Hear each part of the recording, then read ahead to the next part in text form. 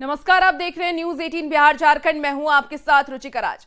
हजरत बल दरगाह में अशोक चिन्ह तोड़े जाने की घटना ने जम्मू कश्मीर की राजनीति में भूचाल ला दिया है। इस राष्ट्रीय प्रतीक को उपद्रवियों ने निशाना बनाया, जिसके बाद तनाव देखिए फैल गया है। पीडीपी अध्यक्ष महबूबा मुफ्ती ने वक्फ बोर्ड और सरकार पर सवाल उठाया है। वहीं मुख्यमंत्री उमर अब्दुल्ला ने भी धार्मिक स्थलों पर राष्ट्रीय प्रतीक लगाने की जरूरत पर सवाल खड़े किए हैं। वहीं इसे लेकर के बिहार में भी सियासी बवाल मचा हुआ है। ये रिपोर्ट दिखाते हैं।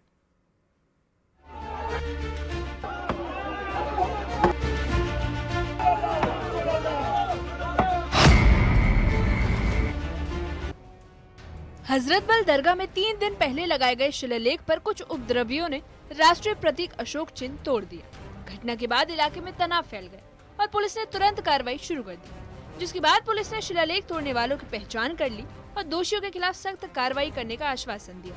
लेकिन मामला यही नहीं थमा। पीडीपी के वरिष्ठ नेता और पुलवामा के विधायक वहीदुर रहमान पर्रा ने इस घटना को लेकर बीजेपी पर निशाना साधा। साथ ही उन्होंने वक्फ बोर्ड की चेयरपर्सन दरक्षा अंद्राबी पर आरोप लगाए कि वो अपनी शक्तियों का इस्तेमाल करती हैं और धार्मिक मामलों में भाजपा को दूरी बनाए रखनी चाहिए। मेरे ख्याल में हम हमेशा से कहते आ रहे हैं कि जो बीजेपी की जो पॉलिटिक्स है to fiddle with the faith, उसको जितना वो दूर रखे धर्म मजहबी जगहों से और जितनी भी इंटरफेरेंस कम हो वो बेहतर है। और इस तरीके में जो वक्फ चेयरपर्सन है वो कहीं ना कहीं कंटिन्यूसली अपने पावर्स को, अपनी प्रेजेंस को, इन्फ्लुएंस को ओवर स्टेप कर रही है, खासकर मुसलमानों के जो वक्फ के इश्यूज है। जब हमने वक्फ अमेंडमेंट बिल के खिलाफ उस वक्त मुजाहरे किए, वो इसी वजह पे था कि ऐसे वाक़ये ना हो। और हम सभी लोगों की तरफ से हुकूमत से भी अपील करते हैं कि वक्फ एक मुसलमानों का मुद्दा है, इसके इंस्टीट्यूशंस हमारे हैं और इसकी सरपरस्ती हमारे रिलीजियस रहनुमा ही करनी चाहिए। तो उन पे लगेगा और उन पे लगना चाहिए। She is responsible for provoking people. PDP की प्रमुख महबूबा मुफ्ती ने हजरत बल दरगाह मामले पर बड़ा बयान दिया। उन्होंने कहा कि कार्रवाई उन उपद्रवियों पर नहीं बल्कि उन लोगों पर होनी चाहिए जिन्होंने दरगाह के अंदर अशोक स्तंभ लगाया। पीडीपी प्रमुख महबूबा मुफ्ती ने इसे पूरी तरह से गलत कदम बताते हुए कहा कि धार्मिक स्थलों पर इस तरह के प्रतीक लगाने से विवाद और टकराव की स्थिति पैदा होती है। एफआईआर तो होना चाहिए, अंडर सेक्शन 295A के तहत होना चाहिए, ब्लास्फेमी के लिए होना चाहिए और उन्हीं के खिलाफ होना चाहिए जिन्होंने ये बोर्ड लगाया, जिन्होंने इसका इनॉग्रेशन किया, जिन्होंने वहां अपनी ताजपोशी करवाई, उनके खिलाफ होना चाहिए। उनके खिलाफ नहीं होना चाहिए जो जज्बात में आके, जिन्होंने वहां पर उस वक्त गुस्से में आके कोई ऐसी, वो तो कोई भी कर सकता है। जब आप किसी के, हम तो जान देने के लिए तैयार हैं। मुसलमान तो अपना सर हथेली पे रख के अपनी जान देने के लिए तैयार है। आपने करबला का सुना नहीं है कि वहां कितनी कुर्बानियां दी? तो ये तो हमारे मजहब के साथ खिलवाड़ है। तभी तो मैं कहती हूँ उमर साहब को ये मसला उठाना चाहिए और फौरन से पेशतर इस बोर्ड को डिसबैंड करके, फिलहाल इसको सस्पेंड करके, जितने भी इसमें सरबराह से लेके नीचे तक उनको अलग कर दिया जाना चाहिए इस बोर्ड। वहीं बीजेपी नेता और जम्मू कश्मीर विधानसभा में विपक्ष के नेता सुनील शर्मा ने इसे राष्ट्रीय प्रतीक पर हमला बताते हुए आरोपियों पर एफआईआर दर्ज करने की मांग की। सुनील शर्मा ने एलजी से कड़ी कार्रवाई की अपील करते हुए एनसी पर आरोप लगाया कि उन्होंने हमलावरों का समर्थन किया है। सबसे पहले इस घटना को मैं कंडम करता हूं और इसकी निंदा करता हूं। जिस प्रकार से कल दरगाह में कुछ मैं कहूँगा कि एंटी नेशनल मानसिकता के लोगों ने नेशनल एम्बलम को तोड़ने की कोशिश की है, ये एक नीच सोच की एक हरकत है।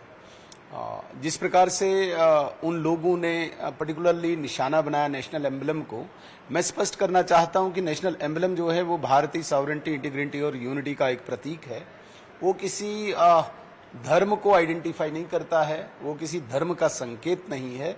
उसको निशाना बनाना भारत के अस्तित्व को, भारत की अस्मिता के विरुद्ध एक लड़ाई छेड़ना है। मैं तो ये कहूँगा कि वेजिंग वार अगेंस्ट कंट्री, इससे छोटी ये हरकत नहीं है, एक सेडिशियस एक्ट है ये। मैं भी आपके चैनल के माध्यम से निवेदन करना चाहूँगा एलजी महोदय से और विशेषकर पुलिस प्रशासन से, जिन भी ऐसे लोगों ने, ऐसे तत्व ने, ऐसे एलिमेंट ने इस कार्रवाई को अंजाम दिया है, तुरंत एक्शन उन पे कसा जाना चाहिए और जो भी कानून के दायरे में जो भी सजा आती है उनको मिलनी चाहिए। अभी भी पाकिस्तान प्रायोजित ऐसा एक एलिमेंट यहाँ पे है जो कोशिश कर रहा है कि दोबारा से अलगाववाद को वहाँ पे जगह दी जाए, लेकिन ये उनकी भूल है, क्योंकि जिस प्रकार से हमारी सुरक्षा एजेंसीज या जांच एजेंसीज लगी हुई हैं, जितने भी ये प्रयास करें, इनके प्रयास अब विफल ही होंगे। विवाद बढ़ता देख मुख्यमंत्री उमर अब्दुल्ला भी सामने आए और उन्होंने इस घटना को दुर्भाग्यपूर्ण बताया, लेकिन साथ ही सवाल उठाया कि धार्मिक स्थलों पर राष्ट्रीय प्रतीक लगाने की जरूरत क्या थी। उस पत्थर पे एम्बलम लगना चाहिए था या नहीं लगना चाहिए था, पहले तो वो सवाल बनता है। मैंने अभी तक किसी भी मजहबी दायरे में, किसी भी फंक्शन में इस तरह का एम्बलम का इस्तेमाल होते हुए नहीं देखा है। तो क्या मजबूरी बनी थी कि हजरत बल के इस प्रोग्राम, इस पत्थर पे एक तो एम्बलम इस्तेमाल, और फिर पत्थर लगाने की क्या जरूरत थी ना? क्या काम काफी नहीं था? दरगाह हजरत बल को ये सूरत जो है, ये शक्ल शेर कश्मीर शेख मोहम्मद अब्दुल्ला ने दिया था। मुझे तो बताइए ना, कहीं पे उन्होंने ऐसा पत्थर लगाया? आज भी लोग उनके काम को याद करते हैं, इस बात के बावजूद कि उन्होंने वहां अपने नाम का कोई पत्थर नहीं लगाया। पत्थर लगाने की जरूरत ही नहीं थी। अगर काम सही होता तो लोग खुद ब खुद उस काम को पहचान लेते। अब चलिए, उन्होंने गलती की, हो गया, नहीं होना चाहिए था। पहले तो लोगों के जज्बातों के साथ खिलवाड़ हुआ, कम से कम उसके लिए तो माफी मांगी जाए।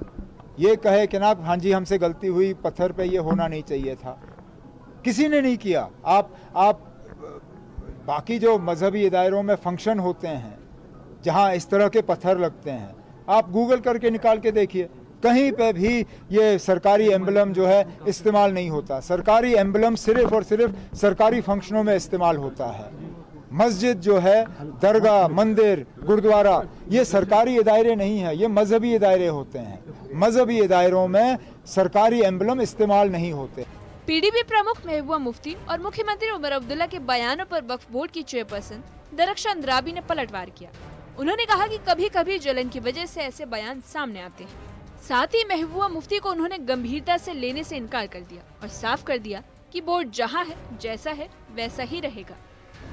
देखिए, जो क्राइम करता है और क्रिमिनल एक्ट जो उन्होंने कल किया, जो भी थे, हम तो पर्सनली नहीं जानते हैं, लेकिन हमें पता है कि इसमें तनवीर सादिक और बाकी जो लोग इनके शामिल है, ये उन्हीं के लोग थे। और जब हमने बता दिया, क्योंकि नेशनल एम्बलम मेरे घर का एम्बलम नहीं है, ये राष्ट्रीय चिन्ह है। अगर उन्होंने दरख्शां अंद्राबी के नाम को मिटाया होता तो शायद कोई फर्क नहीं पड़ता। Omar Abdullah constitutional post hold कर रहे हैं, चीफ मिनिस्टर हैं यहाँ के, तो वो भी ये कह रहे हैं ऐसा नहीं होना चाहिए, तो उसको आप कैसे देख रहे हैं? देखिए, कभी कभी इंसान ना जेलसी के कारण बहुत छोटा बन जाता है, चाहे वो किसी भी पद पे हो। इससे ज़्यादा मैं इसके लिए कुछ नहीं कहना चाहूँगी। तो अभी आपके पास क्या रिपोर्ट्स हैं, किस तरीके की कार्रवाई की गई है, क्या एफआईआर लॉन्च की गई, आपको क्या इनपुट्स मिले हैं? क्योंकि आपने धमकी दी है कि आप भूख हड़ताल पे जाएंगे। धमकी की बात नहीं होती है। जब आपके राष्ट्रीय चिन्ह पे कोई इस तरह से क्रिमिनल एक्ट होता है, यानी आप उस एंटी नेशनल एलिमेंट को जो अभी 5 साल से 6 साल से यहाँ पे गायब हैं, उसको फिर फ़रोग दे रहे हैं।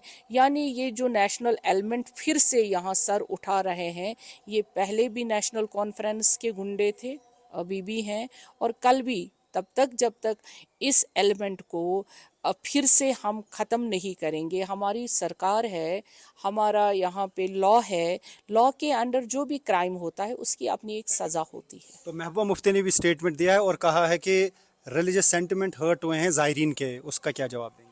जब वो दोनों जो हैं चीफ मिनिस्टर फॉर्मर भी रहे हैं और अब इस वक्त उमर अब्दुल्ला चीफ मिनिस्टर भी हैं, महबूबा मुफ्ती भी चीफ मिनिस्टर रही हैं। फॉर्मर चीफ मिनिस्टर को जब मैंने कैंसर हॉस्पिटल की बात करी थी, तब भी उसके सेंटिमेंट्स हर्ट हुए थे। आज तो बात ही नहीं है, जबकि उनको तब हर एक की बात पे सेंटिमेंट्स हर्ट, तो उनका मुझे कोई गिला ही नहीं है। तो अभी आपका इसमें क्या स्टैंड है? मतलब फिर से वो राष्ट्रीय चिन्ह वहाँ पे लगवाया जाएगा क्योंकि उसको तोड़ दिया गया है? देखिए, अब बात की बात क्या होगी, अभी जो उन्होंने क्राइम किया है उसके खिलाफ जो कार्रवाई होनी चाहिए, फिलहाल हम उसको देखेंगे। हजरतबल दरगाह में अशोक चिन्ह तोड़े जाने की घटना अब सिर्फ सुरक्षा या धार्मिक मामला नहीं, बल्कि ये राजनीतिक टकराव का बड़ा मुद्दा बन गया है। एक और एलजी और बीजेपी से राष्ट्रीय अस्मिता पर हमला बता रहे हैं, वहीं दूसरी ओर विपक्षी दल वक्फ बोर्ड और सरकार पर उंगलियां उठा रहे हैं। Bureau report. श्रीनगर में अशोक स्तंभ वाली शिलापट को तोड़े जाने पर बीजेपी ने कड़ी आपत्ति जताई है। सांसद सुधांशु त्रिवेदी ने सीधे सीधे कांग्रेस के राहुल गांधी और तेजस्वी यादव की इस घटना पर चुप्पी को लेकर के सवाल उठा दिया है। अभी 2 दिन पहले ही बिहार को लेकर के केरल कांग्रेस के एक पोस्टर पर बवाल हुआ था, जिसमें कि बी से बिहार और बी से बीड़ी की तुलना की गई थी। अब ऐसे में सुधांशु त्रिवेदी ने यह कहा है कि सम्राट अशोक बिहार की धरती के पुत्र थे और केरल से कश्मीर तक कांग्रेस ने बिहार से जुड़े प्रतीक के साथ ऐसा व्यवहार करने का जैसा ठेका ले रखा है। अशोक स्तंभ जो राष्ट्रीय प्रतीक है, उसके अपमान पर आखिर राहुल और तेजस्वी चुप क्यों हैं? अशोक बिहार की धरती के पुत्र थे। मुझे समझ में नहीं आ रहा है कि केरल से लेके कश्मीर तक बिहार से जुड़े हुए प्रतीकों के प्रति ऐसा लगता है कि कांग्रेस और उसके सहयोगी दलों ने कोई ठेका ऐसा ले रखा है उन्हें अपमानित करने का। मैं तेजस्वी यादव जी और राहुल गांधी जी से, इन दोनों से साफ पूछना चाहता हूं कि देश की पहचान के प्रतीक के ऊपर यह हमला, उस पर आपकी चुप्पी और फिर आपके नेता का उसके प्रति यह बयान, उस पर आपकी चुप्पी बहुत गहरे और गंभीर सवाल खड़े कर रही है। देखिए, इस मामले को लेकर के बिहार के डिप्टी सीएम सम्राट चौधरी ने भी कहा है कि इंडिया गठबंधन के नेता बिहार को लगातार अपमानित कर रहे हैं और कई मामले में जिस तरीके से बिहार की छवि खराब की गई है, उसका खामियाजा इंडिया गठबंधन को आने वाले विधानसभा चुनाव में भुगतना पड़ेगा। के साथ, बिहार के अस्मिता के साथ जिस तरह लगातार कांग्रेस पार्टी महागठबंधन के लोग, पहले प्रधानमंत्री आदरणीय नरेंद्र मोदी जी की मां को अपशब्द कहना, अपमानित करना, केरल कांग्रेस के द्वारा बिहार को बीड़ी शब्द से सम्मानित करना, और आज जो घटना कश्मीर से आई, कश्मीर से कन्याकुमारी तक लोगों में रोष है कि जिस व्यक्ति ने अखंड भारत का सपना देखा, पूरा भारत बनाया, भारत स्तंभ बनाया, अशोक चक्र बनाया, उस अशोक चक्र पर, अशोक के स्तंभ पर हमला कश्मीर में किया गया और वहाँ के मुख्यमंत्री ने जिस तरह का बयान दिया, ये अपने आप में शर्मसार करने वाला है। भारत बचेगा तभी तो कांग्रेस पार्टी, नेशनल कॉन्फ्रेंस राजद रहेगी। भारत के ही अस्मिता पे सवाल उठा दिया, और भारत, क्योंकि मगध, इसी मगध, बिहार से मगध था और उपराजधानी कश्मीर हुआ करता था। लेकिन मेरा ये मानना है कि जिस तरह अपमानित ये लोग कर रहे हैं, बिहार और देश की जनता देख रही है कि भारत बचेगा, बिहार बचेगा, तभी तो भारत की अस्मिता बचेगी। अब तो भारत पर हमला है। बिहार के राजा, मगध के राजा सम्राट अशोक पर के अशोक स्तंभ पर हमला करना भारत पे हमला है। ये बिहारियों का अपमान है, बड़ा अपमान। ये स्वाभाविक है। बिहार की अस्मिता, बिहार से ही मगध को पहचान मिली। मगध यही था और मगध पूरे भारत को, आज जो भारत देख रहे, इससे 3 गुना बड़ा भारत था। उसके अस्मिता का सवाल है। बिहारियों को लगातार इंडी गठबंधन अपमानित करने। बिहार का इतिहास गौरवशाली रहा है। ये महापुरुषों की धरती है, चक्रवर्ती सम्राट अशोक की भूमि है।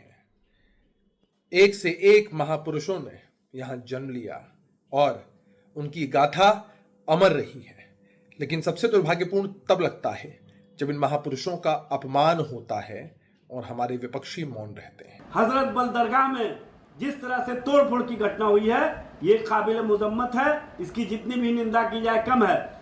लेकिन इस मामले में जिस तरह से भारतीय जनता पार्टी बिहार के संदर्भों से जोड़ करके इसको प्रस्तुतिकरण कर रही है।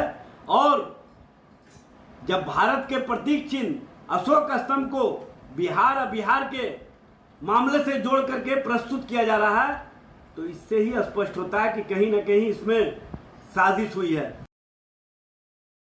भाजपा की सोच इतनी छोटी और घटिया हो गई है बिहार के प्रति कि हमारे अशोक चिन्ह को सिर्फ बिहार तक सीमित कर दिया है। हमारा अशोक चिन्ह न केवल बिहार में समूचे देश को गौरवान्वित करता है और देश का प्रतीक है। भारत के मुसलमान इस देश को धर्म से नीचे, अपने मजहब से नीचे क्यों समझते हैं? अशोक चक्र तोड़ना पूरे भारत की संस्कृति का अपमान है, संविधान का अपमान है और पूरे देश का अपमान है। कहाँ के थे सम्राट अशोक भाई साहब, जिनके नाम पर अशोक चक्र है? ये बिहार के थे। इंडिया अलायंस के लोग हमेशा जहाँ जहाँ इनकी सरकारें हैं, बिहारी अस्मिता का मजाक उड़ाना, बिहारियों का मजाक उड़ाना और बिहार से जुड़े सम्मान और गौरव पर चोट करने का काम रह गया है। देखिए, केंद्रीय मंत्री गिरिराज सिंह ने यह भी कहा है कि मैं कांग्रेस और तेजस्वी यादव से यह पूछना चाहता हूं कि बिहार का कितना अपमान करोगे, कितना गाली दोगे। गाली देते देते आपने प्रधानमंत्री नरेंद्र मोदी की मां तक के लिए अपशब्द कहलवाए।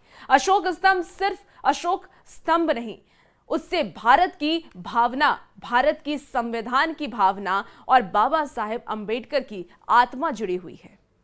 कांग्रेस और तेजस्वी यादव जी से पूछना चाहता हूं, बिहार को कितना अपमानित करोगे, बिहार को कितनी गालियां दोगे? अब तो गाली देते देते आपने प्रधानमंत्री की मां बहन को गाली दिलवाया, और वही नहीं, स्टालिन को बुला करके गाली दिलवाया, रेवंत रेड्डी को बुलाया, उसके गाली। जो लोग बिहार को गाली देते रहे, जो लोग हिंदू धर्म को गाली देते रहे, उन लोगों को बुलवाया।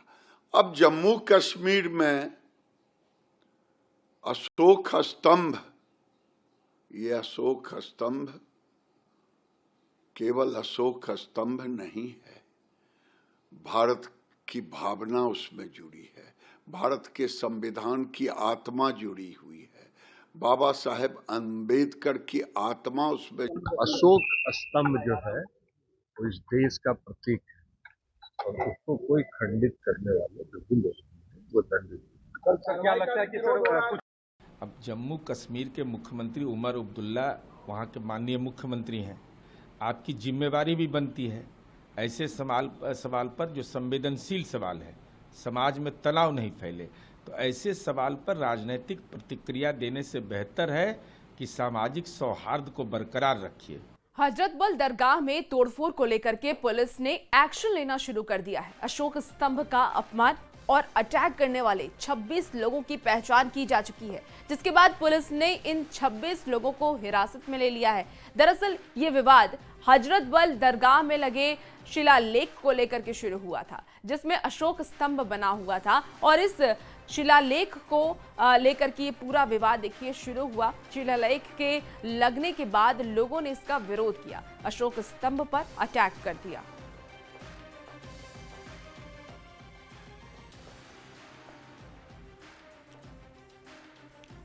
चलिए खबरों में आगे बढ़ेंगे। पहाड़ों और मैदानी इलाके में बारिश से यूपी के अलग अलग जिले में बाढ़ जैसे हालात हैं। नोएडा में यमुना का पानी थोड़ा कम हुआ है, लेकिन खतरा अभी भी टला नहीं है। यूपी के दूसरे कई जिले में बाढ़ से प्रभावित इलाका जो है वो प्रभावित है। ये रिपोर्ट दिखाते हैं।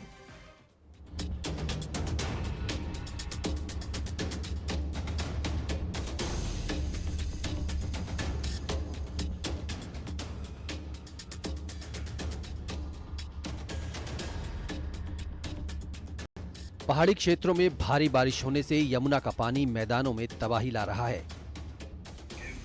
मथुरा में यमुना के रौद्र रूप से दर्जनों कॉलोनियों में पानी भर गया।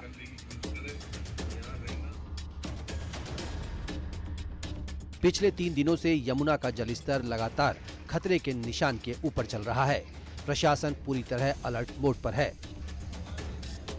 पीएसी और एनडीआरएफ रिक्विजिशन किया गया है और हमारे पास उपलब्ध है। कहीं भी कोई किसी प्रकार की आपात स्थिति आती है तो वहाँ ये लोग तत्काल एक्शन में आएंगे। इसके अतिरिक्त यमुना जी के तटों पर या ऐसे अन्य स्थान जहाँ पर कि जल जमाव हो गया है वहाँ पर ड्यूटियाँ लगाई गई हैं, बैरिकेडिंग कराई गई है कि वहाँ कोई ना जा सके। हम लोग निरंतर पीओ सिस्टम के माध्यम से अपील भी करा रहे हैं। संगम नगरी प्रयागराज में एक बार फिर से बाढ़ का खतरा बढ़ गया है। गंगा और यमुना दोनों नदियों का जलस्तर तेजी से बढ़ रहा है। इस साल 5वीं बार बड़े हनुमान मंदिर के गर्भगृह में बाढ़ का पानी प्रवेश कर गया। संगम का ये नज़ारा है और ये बड़े हनुमान मंदिर का कॉरिडोर है, एक बार फिर से जलमग्न हो गया है। और इस साल 5वीं बार बड़े हनुमान जी को गंगा और यमुना नदियों ने स्नान कराया है, यानी कि अभिषेक कराया है। शुक्रवार देर शाम एक बार फिर से बड़े हनुमान मंदिर में जो गर्भगृह सामने है वहाँ पर बाढ़ का पानी पहुँच गया था और जिसके बाद अब यहाँ पर पूजा अर्चना के बाद मंदिर के कपाट बंद कर दिए गए हैं। और ये जो है मंदिर का सामने जो है मुख्य द्वार है और जहाँ पर सड़क थी अब वहाँ पर डीप वाटर बैरिकेडिंग लगाई गई है और बड़ी संख्या में श्रद्धालु यहीं पर आस्था की डुबकी लगा रहे हैं। आगरा में यमुना नदी का पानी प्रसिद्ध तीर्थ बटेश्वर महादेव मुख्य मंदिर की दहलीज तक पहुंच गया। मंदिर पर पानी आने से कई दुकानदारों को नुकसान हुआ। निचले इलाकों में कई गांव खाली कराए गए। ताजमहल के फिलहाल इस बुलेटिन में इतना ही। आप बने रहिए न्यूज़ 18 बिहार झारखंड के साथ।